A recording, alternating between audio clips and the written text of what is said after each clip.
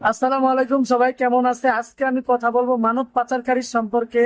মানব পাচারকারীরা বাংলাদেশের যে মেয়েগুলো আছে ওনাদেরকে বিভিন্ন কান্ট্রিতে পাচার করে পতিতালয়তে, ওই সম্পর্কে আপনাদের সাথে আমি কথা বলবো।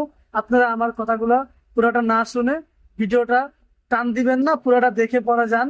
একটা মেয়ের কি আমার সাথে খুব ভালো সম্পর্ক ছিল, আমার ভাইয়া ভাইয়া কইতো জর্ডানে।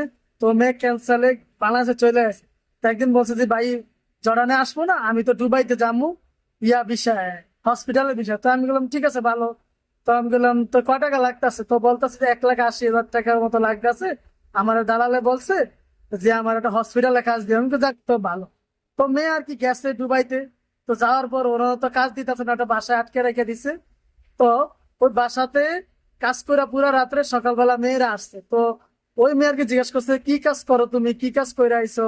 তখন তুমি কি জানো না আমরা যে পতিতলায় কাজ করে আইছি, তোমার বইলা দালালে নিয়ে আনে? না, আমার তো এই কথা বইলা নিয়ে আনে। তো তোমার মেয়ে ওকে সামনে কান্দে না, মেয়েদের সামনে কান্নাকাটি করে না। পরে ওই মেয়ের সাথে টিকটকে একটা ছেলের সাথে ভালো সম্পর্ক ছিল দুবাইতে। ওই ছেলে থাকতো দুবাই শারজাতে। তো এই মেয়ে বন্দি ছিল দালারের কাছে শারজাতে।